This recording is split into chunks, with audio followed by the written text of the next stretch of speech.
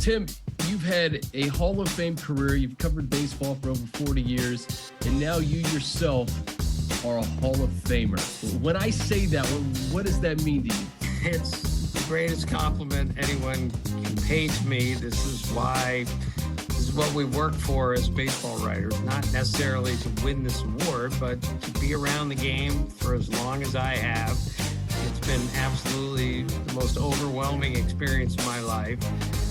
And if I may, the day after I won the award, Johnny Bench called me on the phone at 8:30 in the morning and said, "Welcome to the club.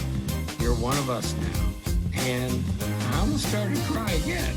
Now, let's understand, I'm not one of them. I'm in a wing of the Hall of Fame. Technically, I'm not a Hall of Famer, certainly not in Johnny Bench's club or class. I understand that.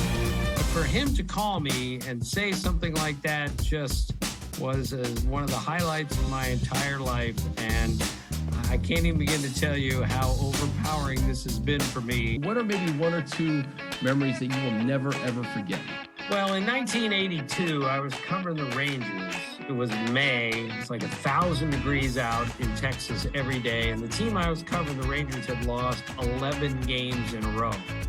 So I staggered into the manager's office, Don Zimmer. He was this crusty old man, of course, but I loved him. I loved him then. I'll always love him.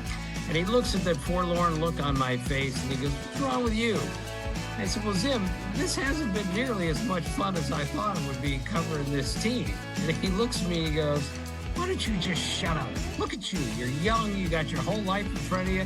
He said, "Look at me." He said, "I'm fat. I'm bald. I'm ugly. I got a plate in my head. And I got this team to manage. So why don't you quit complaining and understand that you're the luckiest guy in the world to be covering Major League Baseball at your age." So I always knew how lucky I was from the day my dad introduced me to this game. But it was Don Zimmer that made me understand how fortunate I was just to have a job of any kind in baseball. So from that moment on, I said no more complaints. The other one, much further along, but I covered Cal Ripken during the chase with Lou Gehrig in 1995, 21-30. And when he passed 21-30 to 21-31, that was the best, most powerful night that I've ever spent in a Major League Park. And I've spent thousands of nights in Major League Parks. So many amazing Dodger memories over the last 40 plus years.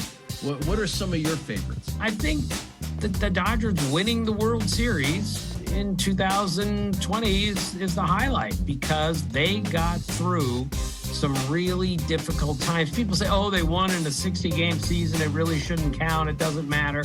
No, I think the opposite. Anyone that could get through a season like that deserves to win as much as anyone, if not more.